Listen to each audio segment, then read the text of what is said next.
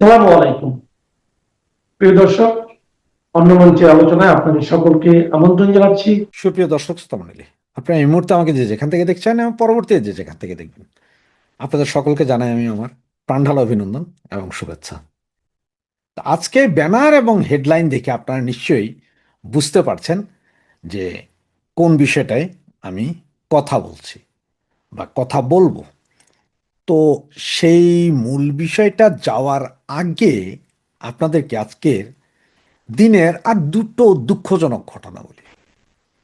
তার একটা, প্রথমটা হচ্ছে যে নরসিংদীতে বন্ধ গ্যারেজের ভেতরে আগুন ধরিয়ে দেওয়া হলে চন্দন ভৌমিক নামে এক যুবক নিহত হয়। আর সেখানে পুলিশ কোনো তদন্ত করা ছাড়া বা কোনো কিছু করা ছাড়াই বলে দেয় যে আগুন ধরানো ব্যক্তি মানসিক প্রতিবন্ধী, সন্দেহ পুলিশের। মানে যে আগুন ধরিয়েছে সে লোক মানসিক প্রতিবন্ধী। এবং অপরটা হচ্ছে যে তাও সেম আরেকটা ঘটনা, নরসিংদী কারাগারে হিন্দু যুবকের মৃত্যু, নির্যাতনের অভিযোগ পরিবারের, এবং কারা কর্তৃপক্ষ বলছে এটাই স্বাভাবিক, এখানে কোনো নির্যাতন করা হয়নি। এখন দেখেন, ওই যে বলল প্রথমটা যে যেহেতু দুইটাই হিন্দু যুবক, এর আগেও হিন্দু নিধনের কারণে প্রচুর প্রবলেম হয়ে গেছে, ইন্টারন্যাশনালি এটা ছড়িয়ে গেছে। সুতরাং এখন যে হিন্দু যুবকটা মারা গেছে, ওই যে আগুন ধরে দিয়ে বলা হচ্ছে যেই লোক করছে সে মানসিক প্রতিবন্ধী। সারা বিশ্বে একটা জিনিস খেয়াল করেন, যখন কোনো অকারেন্স হয়, মানে কাউকে মারছে, ধরছে, গুলি করে দেয় বিভিন্ন জায়গায়, তখন বলা হয় যে ওই লোকের নাম, ও যদি মানসিক অসুস্থও থাকে, যদি শুধু দেখে যে নাম আছে মোহাম্মদ, মানে যেমন ধরেন আমার নামে রাশেদ হায়দার, এ তো মুসলিম নাম, এ তো মুসলিম, তখনই একটা প্রচার চালানো কি আরে এই লোক গুলি করার আগে আল্লাহু আকবার বলে করছে। আবার যদি সেই ঘটনাটাই কোনো খ্রিস্টান ঘটায়, তখন আগে ভাগে বলা হয় যে ও মানসিক বিকারগ্রস্ত ছিল, মানে সেভ করার জন্য। তো এখনকারও বর্তমান পুলিশ প্রশাসন বা এই অবৈধ গভর্নমেন্ট, তারা সারা বিশ্বে যখন জানে যে হিন্দু নিধন হচ্ছে এবং একই দিনে দুইটা হিন্দু নিধন, এই দুটোটা হিন্দু নিধন, যে এটাও আবার সারা ওয়ার্ল্ডে যাবে, তা আগে ভাগে বলে দিচ্ছে ভাই এই হিন্দু নিধন, এটা আসলে যে লোক এটা করছে আমরা মনে হয় যে এ মানসিক বিকারগ্রস্ত একজন ব্যক্তি, সুতরাং তাকে নিয়ে এই বিষয়ে আর কোনো আগানো যায় না। এটাই হচ্ছে মূল কাহিনী এই মুহূর্তে যা বলছে। আরেকটা দেখেছেন আপনার, ঢাকা বিশ্ববিদ্যালয়ের মেয়েরা আজকে প্রচণ্ড খেপেছে, কারণ হচ্ছে জামাতের এক নেতা বলেছে ঢাকা বিশ্ববিদ্যালয়ে এতদিন মদ, গাঁজা এবং বেশ্যার আড্ডা ছিল, মানে 54 বছর ধরে, 54 বছর না, ধরেন ঢাকা বিশ্ববিদ্যালয় প্রতিষ্ঠার পর থেকে আজকে পর্যন্ত না, সরি, ওই সাদিক কাইম আসার আগ পর্যন্ত এটা বেশ্যার আড্ডাখানা ছিল বলে একটা মতামত। এরপরেই এখন মেয়েরা কেঁপেছে, সেটার ভিডিও আপনারা বিভিন্ন জায়গায় দেখেছেন। তবে বলবো যে এখন আমার এই আপ্পীরা, আপনারা কি বুঝছেন যে এই জামাতে ইসলাম যে কি জিনিস, সেটা আপনারা যদি এতদিন নাও বুঝে থাকেন, আস্তে আস্তে বুঝবেন, আরও বুঝবেন। কারণ এই মাত্র আপনাদেরকে বলা হচ্ছে বেশ্যা, কয়দিন পরে আপনাদেরকে গনিমতের মাল, এরপরে আপনাদেরকে বোরকা পরাতে বাধ্য, আবার দৌড়া মারতেও বাধ্য করবেন। এটা আপনারা মনে রাখেন এই কথাটা। এখন আসি সেই কথায় যেটা আপনারা থাম্বনেলে দেখেছেন, যে আমি বলেছি যে আওয়ামী লীগ কি সব কিছুর দায় নিবে কিনা। তার মানে আপনারা আজকে যদি না দেখেন, যে আমার পেছনে যে ব্যানার যেটা আছে সেটাও সেম নিউজের ব্যানার, এবং আমি আপনাদেরকে পাশের ব্যানারটাও তুলে দিচ্ছি, যেটা আজকের পত্রিকার নিউজ। সেখানে কি বলেছে, ইত্তেফাকের নিউজ দেখেন, পররাষ্ট্র মন্ত্রণালয়ের বিবৃতি, নির্বাচনের দিন ও আগে যে কোনো সহিংসতার দায় আওয়ামী লীগকে নিতে হবে।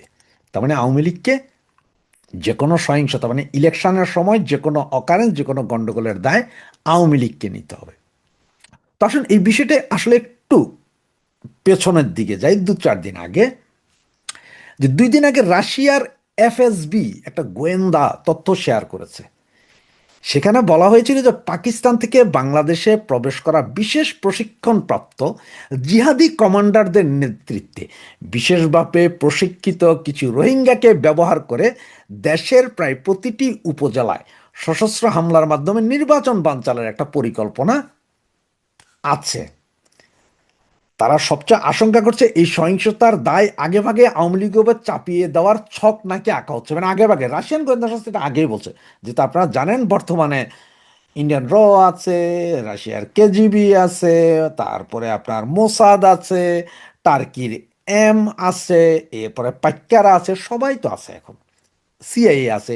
আমাদের দেশ তো, দেশের এই ভূখণ্ড তো এখন সব বিভিন্ন বিশ্বের প্রতিষ্ঠিত গোয়েন্দা সংস্থা দিয়ে ভর্তি। হ্যাঁ, রাশিয়ার গোয়েন্দারা আগেই বলেছে আমাদের স্বরাষ্ট্র মন্ত্রণালয়ে। আবার একই সময় সেম খবরের আরেকটা খবর বের করেছিল ডিজিএফআই থেকে, একটা গোয়েন্দা সতর্কতা ফাঁস হয়েছে, যেটার মধ্যে আছে রোহিঙ্গা শিবিরগুলোতে সশস্ত্র গোষ্ঠীর তৎপরতা বেড়ে যাওয়ার কথা বলা হয়েছে রোহিঙ্গা ক্যাম্পের ভিতরে, আমাদের চট্টগ্রাম অঞ্চলে, টেকনাফ কক্সবাজার ওইদিকে। এই সব খবর যখন মোটামুটি আস্তে আস্তে আস্তে এক কান দুকান হচ্ছে, এই সময় ইউনূস সরকারের হয়ে একটা বিবৃতি আসে। আর সেই বিবৃতিতে পররাষ্ট্রমন্ত্রী, মন্ত্রী মানে অপদেষ্টা আর কি, উনি সেখানে বিবৃতি যেটা দিয়েছেন তার ভাষা তো আপনারা এই যে পেপারে দেখছেনই, যে উনি আগে ভাগে থেকেই সমস্ত নির্বাচনের যত গন্ডগোল সবকিছুর দায়ভার আওয়ামী লীগকে দেওয়ার কথা সরাসরি বলেছে। মানে ঘটনা হচ্ছে যে কোনো কিছু ঘটবে, এখানে কোনো দোষ পৃথিবীর কারণেই আওয়ামী লীগের। ধরেন এখন বিএনপি জামাত বা এই উপদেষ্টাদের ফ্যামিলির কারো যদি বাচ্চা হয়, সেটাও আওয়ামী লীগ ছাত্রলীগের উপর দোষ দিবে যে ওরাই হয়তো ডট ডট কিছু করে দিয়ে বাচ্চা কাচ্চা করছে। এখন আমার যেই প্রশ্ন, যদি সরকার সত্যি নিরপেক্ষ সুষ্ঠু নির্বাচন চায়, তাহলে আগেই দোষ চাপানোর দরকার কি? নির্বাচন হোক, কে গন্ডগোল করে সবার হাতে মোবাইল আছে, ছবি উঠে যাবে, ফটো উঠে যাবে, কারা করছে সেটা দেখা যাবে, আওয়ামী লীগ কেন? নাকি এটা আগে ভাগে প্রস্তুতি নিয়ে রাখছেন, ব্যাখ্যা দিয়ে রাখবেন যে হ্যাঁ আমরা আগেই বলেছিলাম আওয়ামী লীগ এটা করতে পারে, আওয়ামী লীগ এটা করবে? আর এখানে সবচেয়ে বড় গুরুত্বপূর্ণ প্রশ্ন যেটা, যেটা অন্য আর কেউ করে কিনা আমি জানি না, বা করেছি কিনাও জানি না, তবে আমার কাছে যেটা, সেটা হচ্ছে এই কথা, এই যে আওয়ামী লীগের উপরে সমস্ত দৌড় যাবে বা নির্বাচনী সহিংসতা হলে এটার দায় আওয়ামী লীগকে নিতে হবে, মানে আওয়ামী লীগই এটা করাবে, এরকম যখন কথা, এটা পররাষ্ট্র উপদেষ্টা কেন বলবেন? এইটা তো বলবো যে স্বরাষ্ট্র উপদেষ্টা। কারণ বাংলাদেশের তো যে কোনো কেওয়াস, পুলিশি কেওয়াস, এটা বলবে স্বরাষ্ট্র উপদেষ্টা। আর্মি কেওয়াস, ডিফেন্সের অন্য কেওয়াস, সেটা বলবেন হচ্ছে নিরাপত্তা উপদেষ্টা।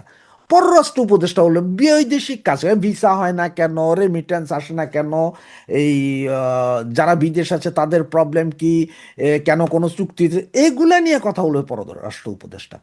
তো সেই জায়গায় উনি ওই কাজ বাদ দিয়া ওনাকে কে বলেছেন যে এই কাজে, এখানে কি এখন আপনার একটু সন্দেহ হয় না? একটু চিন্তা করে দেখেন যে সামান্যতম আপনি যদি চিন্তা করেন যে যেটা বলার কথা আপনার আমাদের স্বরাষ্ট্র মন্ত্রণালয়, সেই কথাটা হঠাৎ পররাষ্ট্র মন্ত্রণালয় কেন বলছে, বা এর পেছনে আসলে মূলত কারণটা কি? তো এইটাকে খাতিয়ে দেখতে হবে। এখন দেখেন, এটা সব মিলে যেটা হচ্ছে, সেটা হচ্ছে যে আপনার 23 তারিখে আমাদের মাননীয় প্রধানমন্ত্রী জননেত্রী শেখ হাসিনা একটা দিল্লিতে একটা প্রেস কনফারেন্সে উনি ওনার কথা বলেছেন, এবং উনি যেটা বলেছেন আই এম শেখ হাসিনা, যেটা বলেছিলেন বিভিন্ন সব বড় বড় নেতারা যেভাবে বলছেন ওইভাবেই উনি কথাটা বলছেন, আই এম শেখ হাসিনা। জনগণের উদ্দেশ্যে উনি বলেছেন, বাংলাদেশের জনগণ, ইন্টারন্যাশনাল জনগণের উদ্দেশ্যও বলেছেন কিছু বোঝার জন্য। এই কথাটার পরেই হঠাৎ করে সরকারের মধ্যে মনে হয় ভীতি শুরু হয়ে গেছে, যেখানে দেখেন আওয়ামী লীগ আওয়ামী লীগ বা আওয়ামী লীগের ভাতৃপ্রতিম সংগঠন যারাই আছে, আমরা সকলে প্রচার চালাচ্ছি যে আমরা ভোট কেন্দ্রেই যাব না, যেই ব্যালটে নৌকা নেই সেখানে আমরা ভোট দিব না। আপনারা জানেন যে এই কথাটাই আমরা বারবার বলছি। আমাদের মাননীয় প্রধানমন্ত্রী জননেত্রী শেখ হাসিনাও বলেছেন যে কেউ ভোট কেন্দ্রে যাবে না, ভোট কেন্দ্রে যাওয়া মানে 400 গজের ভেতরেও আমরা কেউ যাব না। আর আমরা যাবো কি, গেলেই তো মারবেন, গেলেই তো মব। সুতরাং আমাদের নেতাকর্মীরা, সমর্থকরা ভোট কেন্দ্রে যাবে না, আমরা কোনো মিছিল মিটিংয়ে যাবো না, কোথাও আমরা নিরাপদ দূরত্বে দাঁড়ায় থেকে দেখবো যে তোরা তোরা মারামারি করে মর, আমরা দেখি। সেইখানে আমাদের উপরে দায় চাপানো হবে। যদি আজকে আমাদের নেত্রী যদি বলতো যে এই ভোটকে প্রতিহত করা হবে, তাইলে এটা কথা ছিল। যেমন 15ই ফেব্রুয়ারি ইলেকশনের কথা বলতে পারেন যে সেই দিন আমাদেরকে প্রতিহত করার কথা বলা হয়েছিল, সেই সময় আমরা সারা বাংলাদেশের ম্যাক্সিমাম ভোট কেন্দ্র আগের দিন রাতেই জ্বালিয়ে পুড়িয়ে সরকার করে দিয়েছিলাম, মানে দৌড়ের উপর ছিল। এইবার তো নেত্রী তো সেটা বলে নাই, নেত্রী বলছে যে ব্যালেটে নৌকা নাই, নো ভোট নো ভোট, মানে আমরা দিব না। বিএনপি, জামাত, এনসিপি সবাই এখন আমাদেরকে তেল মালিশ করতেছেন যে আপনারা আমাদের ভাই, এখন আমাদের নেত্রীকে আপা, আপনার দলের নেতাকর্মীরাদেরকে আমরা দেখে রাখবো, এইসব বলে বলে আপনারা ডাকতেছেন। এই মির্জা ফখরুল ইসলাম আলমগীর, এই যে জামাত নেতা অমুক তমুকেরা সবাই ডাকতেছেন না, এখন তো আওয়ামী লীগের আব্বা আব্বাও ডাকতেছেন, এরপরও নিতে পারতেছেন না। এর ভেতরে আবার আজকে কি বললেন যে নির্বাচনী সহিংসতায় যা হবে সব। তার মানে হচ্ছে কি জানেন, ওই যে আপনাদের বারবার বলছিলাম আমরা যে 12ই ফেব্রুয়ারির নির্বাচন হবে না, নির্বাচনের আগে বিশেষভাবে মেসাকার, বিশেষভাবে মেসাকার করবে যাতে ইলেকশন না হয়। এবং ওই যা বললাম এফএসবির যে রিপোর্টটা, সেটাতে দেখেন জামাত 180টা আসনকে টার্গেট করে ওদের প্রায় 20,000 সুশিক্ষিত সিরাজুস সালেহীন গ্রুপ, এই গ্রুপের একটা গ্রুপ তৈরি করা আছে, যেটার প্রশিক্ষণ গত 17 মাসে চট্টগ্রাম ইউনিভার্সিটিতে ভেতরে পাহাড়ের ভিতরে জোব্রা গ্রামে হয়েছে এদের প্রশিক্ষণ। আর এই 20,000 এরা ফুলফিল্ড সোলজার। যা বলা হয়েছে যে এই 20,000 তাদের স্ট্রাইকিং ফোর্স থাকবে ইলেকশনের দিন 180টা ভোট কেন্দ্র, এবং এক একটা গ্রুপ এইখানের মধ্যে আপনার নাকি এরা টোটাল আপনার 60টা গ্রুপ করবে, 60টা গ্রুপ, প্রতিটা গ্রুপ 3টা আসনের দায়িত্বে থাকবে। তো স্ট্রাইকিং ফোর্স হিসাবে যে আর্মি সেনাবাহিনী যেরকম যায় ওরাও ওরকম, ওরা সারাদিন ঘুরতে থাকবে যেখানেই দরকার, মানে যেখানে কেন্দ্র দখলের দরকার সেখানে কেন্দ্র দখল, বাকি তো আছেই। এরপরে ঢাকার চট্টগ্রাম, ঢাকা ইউনিভার্সিটি, চট্টগ্রাম ইউনিভার্সিটি হচ্ছে ঢাকা এবং চট্টগ্রামের যে আসনগুলো আছে, ঢাকার 20টা, চিটাঙের 10টা, এগুলো সব এরা নিয়ন্ত্রণ করবে। এটা হচ্ছে ওদের প্ল্যান। অলরেডি আমরা জানি যে 20,000 সিরাজুস সালেহীন বাহিনী আছে। এছাড়াও পাকিস্তান থেকে গত 15 দিনে প্রায় 70 জনের মতন প্রশিক্ষিত জঙ্গিয়া অলরেডি আছে। এছাড়া আইএস, যে পাকিস্তানের ইন্টেলিজেন্স ব্রাঞ্চের লোকজন তো গিজ করছে, এরা সব নির্বাচনে যে করে হোক জামাত যাওয়ার জন্য বা গন্ডগোল লাগানোর টোটাল প্ল্যান ওরা করে রাখছে। সেটা আওয়ামী লীগের জড়াও কেন? এখন আমার প্রশ্ন হচ্ছে ওটা যে স্বরাষ্ট্র উপদেষ্টার কথা পররাষ্ট্র কেন বললো? আর দ্বিতীয় কথা, যেখানে আওয়ামী লীগ নাই, আওয়ামী লীগ নির্বাচনে যাচ্ছে না, নো ভোট নো ব্যালটে আছে, আমরা no ballot no vote no vote, ব্যালেটে নৌকা নাই, আমরা কেন্দ্রে যাব না, আমাদের দরকারও নাই, আমরা ঘরে থাকব, তারপরও কেন আওয়ামী লীগের উপর দোষ চাপানো হবে? এই দুইটা প্রশ্ন ভাই বোন আপনাদের কাছে রাখলাম। তাদের গোয়েন্দা তথ্য হচ্ছে না ইউনূস 12 তারিখে নির্বাচন করতে পারবেন, আর যদিও বা পারেন 12 তারিখের নির্বাচনের আগে পরে বাংলাদেশ ব্যাপক বিশৃঙ্খলার মধ্যে পড়বে।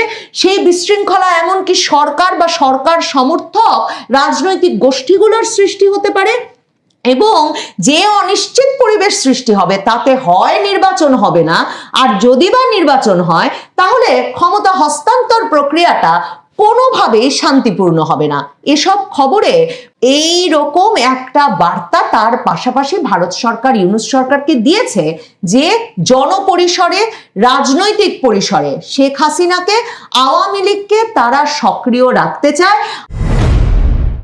শুক্রবার 23শে জানুয়ারি দিল্লিতে ফরেন করেসপন্ডেন্স ক্লাবের আয়োজনে এক মত বিনিময় সভায় শেখ হাসিনা অডিও বার্তার মাধ্যমে সংযুক্ত হওয়ার পর ইউনূস সরকারের, বিশেষ করে প্রধান উপদেষ্টা মোহাম্মদ ইউনূসের ঘুম একেবারে হারাম হয়ে গেছে।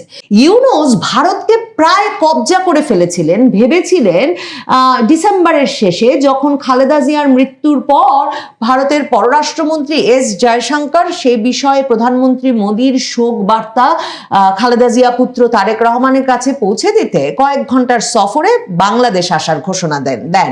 তখন সংসদ ভবনে এস জয়শঙ্কর যে কক্ষে বসেছিলেন তারেক রহমানের সঙ্গে সাক্ষাতের জন্য এবং খালেদা জিয়ার শেষকৃত্যে অংশগ্রহণের জন্য, সেখানে 2 দফায়, একবার পররাষ্ট্র উপদেষ্টা তৌহিদ হোসেনকে পাঠিয়েছেন ইউনূস, আরেক দফায় আসিফ নজরুল আর নিরাপত্তা উপদেষ্টা খলিলুর রহমানকে পাঠিয়েছেন ইউনূস, শুধু এস জয়শঙ্করকে এই বার্তাটুকু দিতে যে ডক্টর ইউনূস রেডি আছেন, প্রধান উপদেষ্টা ইউনূস প্রস্তুত যে কোনো সময় তিনি দেখা করতে রাজি ভারতের পররাষ্ট্রমন্ত্রীর সঙ্গে। কিন্তু ভারত সরকারের যেটা অবস্থান, ভারতের পররাষ্ট্রমন্ত্রীর যেই অবস্থান, তারা কিছুতেই এই অন্তর্বর্তীকালীন সরকার বা ইউনূস সরকারের সঙ্গে দেখা করে নাই। কারণ তার আগের সপ্তাহে তো বাংলাদেশে ভারত বিরোধী আন্দোলন তুঙ্গে উঠেছে। সরকারের কাছে এখন পর্যন্ত কোনো চূড়ান্ত সিদ্ধান্ত বা তথ্য নাই যে হাদির হত্যাকারীরা সত্যি ভারতে কিনা। কিন্তু বাংলাদেশে ভারতের হাইকমিশন গুড়িয়ে দেওয়া থেকে শুরু করে চট্টগ্রামের হাইকমিশনে হামলা সহ নানা ঘটনার ব্যবস্থা করা হয়েছে। আর ডক্টর ইউনূসের ছাত্রনেতা হাসনাত আব্দুল্লাহ বলে দিয়েছেন যে তারা এই সেভেন সিস্টার্সের বিচ্ছিন্নতাবাদীদের বাংলাদেশে আশ্রয় প্রশ্রয় দিয়ে সেভেন সিস্টার্সকে ভারত থেকে আলাদা করে ছাড়বেন। এই পরিস্থিতিতে জয়শঙ্কর ইউনূসের ওই দেখা সাক্ষাতের আহ্বানে একেবারেই সাড়া দেন নাই। এই রাগে এখনো যখন ফুঁসছেন ডক্টর মোহাম্মদ ইউনূস যে তার দেশে পাড়া দিলেন, তিনি কিনা সরকার প্রধান, তিনি সালাম পাঠালেন তিনজন মন্ত্রী মর্যাদার লোকের মাধ্যমে, কিন্তু জয়শঙ্কর কিনা তাকে একটা সালাম দেওয়ার প্রয়োজনীয়তা বোধ করলেন না। এই রাগে যখন ফোঁস করে যাচ্ছেন ডক্টর মোহাম্মদ ইউনূস, তখন ভারত সরকার উল্টে আবারও ইউনূস সরকারকে একটু নাড়া দিয়ে দিতে শেখ হাসিনার রীতিমতো অডিও লিঙ্কে সংযুক্ত থেকে সংবাদ সম্মেলনের ব্যবস্থা করে ফেলেছে খোদ দিল্লিতে। শেখ হাসিনা প্রথমবারের মতো 23শে জানুয়ারি ওই অনুষ্ঠানটির মাধ্যমে একটা সংবাদ সম্মেলনে আনুষ্ঠানিকভাবে হাজির হলেন। তার ভক্ত সমর্থক নেতা কর্মীরা ব্যাপকভাবে অপেক্ষা করছিলেন যে হয়তো শেখ হাসিনা ভিডিও বার্তায় যোগ দেবেন বা ভিডিও লিঙ্কের মাধ্যমে সংযুক্ত হবেন, কিন্তু শেষ পর্যন্ত নিরাপত্তার কড়াকড়িতে সেটা সম্ভব হয় নাই।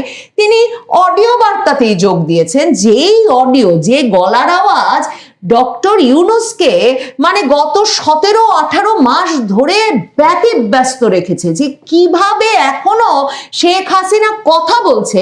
সেই গলায় শেখ হাসিনা এই দিল্লির সংবাদ সম্মেলনে হাজির হয়ে সরাসরি আক্রমণ করেছেন ইউনূস সরকারকেই। তিনি মোহাম্মদ ইউনূসকে মার্ডারাস ফ্যাসিস্ট ঘোষণা করেছেন, খুনে ফ্যাসিস্ট হিসেবে ঘোষণা করেছেন। বলেছেন তার হাতে বাংলাদেশ চরমপন্থীদের একটা স্বর্গরাজ্যে পরিণত হয়েছে, বাংলাদেশ তার অন্ধকারতম সময় পার করছে এবং ইউনূস সরকারের পতন না ঘটালে বাংলাদেশের মুক্তি অসম্ভব।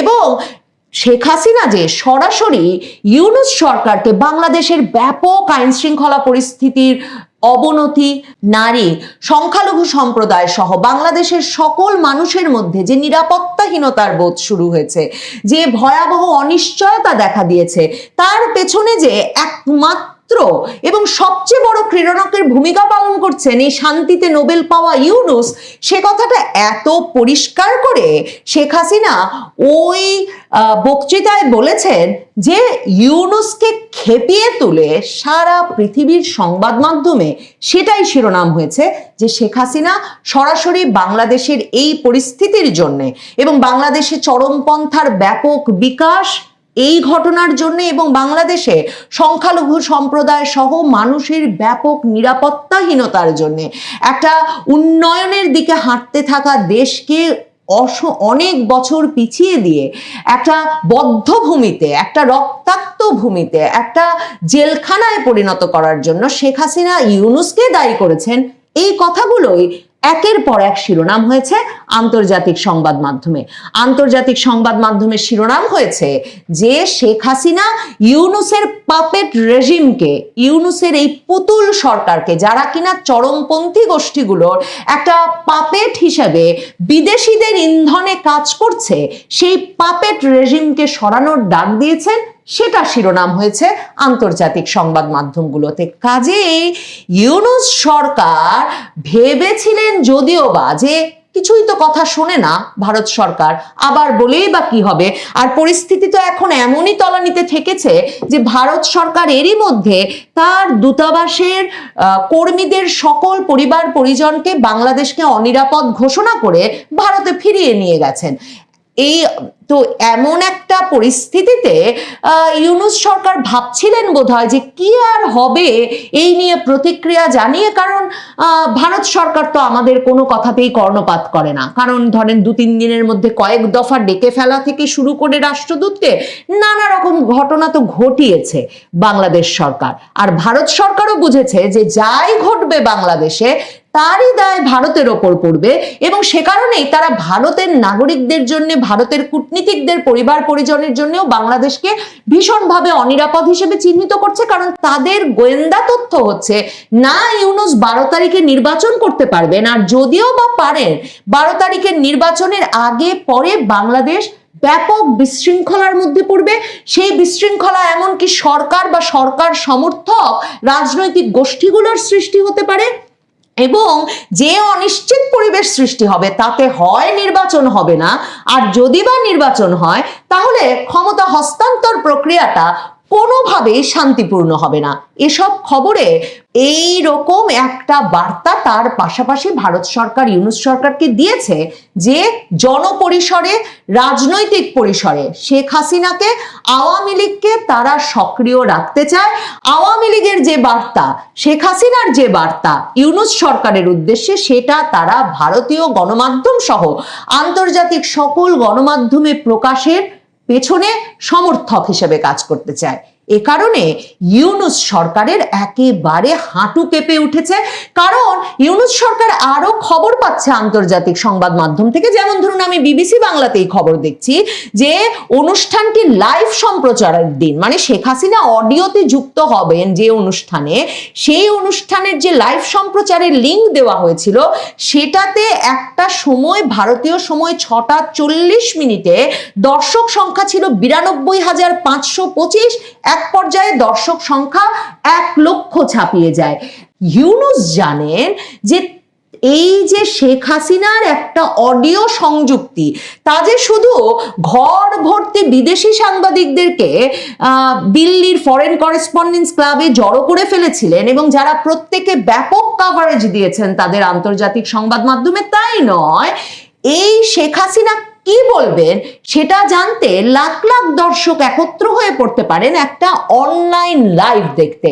কাজেই তারা এখন বলেছেন যে ভারত যে এই কাজ করেছে, যে শেখ হাসিনাকে কথা বলতে দিয়েছে, অনুষ্ঠান করতে দিয়েছে, দিল্লিতে শেখ হাসিনার বক্তব্য বাংলাদেশের গণতন্ত্রে উত্তরণ ও নিরাপত্তাকে বিপন্ন করছে। এবং তারা বলেছে, পররাষ্ট্র মন্ত্রণালয়ের এক বিবৃতিতে রোববার বলা হয়েছে, দণ্ডিত পলাতক শেখ হাসিনাকে নয়াদিল্লিতে প্রকাশ্য অনুষ্ঠানে বিবৃতি দেওয়ার যে সুযোগ দেওয়া হয়েছে, এবং তাতে তিনি প্রকাশ্যে বাংলাদেশের সরকার উৎখাতের যে আহ্বান জানিয়েছেন এবং আসন্ন জাতীয় নির্বাচনকে বাধাগ্রস্ত করতে তার দলীয় অনুসারী ও সাধারণ জনগণকে সন্ত্রাসী কর্মকাণ্ডে জড়িত হতে স্পষ্ট উস্কানি দিয়েছেন, এতে বাংলাদেশের জনগণ ও সরকার বিস্মিত ও হতবাক হয়েছে। কেন? শেখ হাসিনা তো বহু মাস ধরে কথা বলে আসছেন। তবে এটা কিন্তু আবার মিথ্যা কথা বলেছে ইউনূস সরকার, যে শেখ হাসিনা নাকি নির্বাচন বানচাল করতে, বাধাগ্রস্ত করতে দলীয় অনুসারী ও সাধারণ জনগণকে সন্ত্রাসী কর্মকাণ্ডে জড়িত হতে স্পষ্ট উস্কানি দিয়েছেন। নির্জলা মিথ্যা কথা। আপনারা যদি শেখ হাসিনার 5 দফা দেখেন, যার প্রথম দফায় শেখ হাসিনা ইউনূস সরকারের পতন চেয়েছেন, কারণ বলেছেন ইউনূস সরকারের পতনে বাংলাদেশের সাহসী নারী পুরুষ ঐক্যবদ্ধ না হলে এবং যাতে তারা আন্তর্জাতিক সম্প্রদায়কে পাশে পাবে, সেটা যদি তারা না হয় তাহলে কোনোদিন বাংলাদেশে অবাধ সুষ্ঠু নির্বাচন অনুষ্ঠিত হবে না। তারপর তিনি সংখ্যালঘু সম্প্রদায়, নারী, তাদের নিরাপত্তা চেয়েছেন। তিনি বলেছেন যে জাতিসংঘকে দিয়ে বাংলাদেশের 24-এর ঘটনার একটা নিরপেক্ষ পূর্ণাঙ্গ তদন্ত করাতে হবে যাতে প্রকৃত সত্য বেরিয়ে আসে।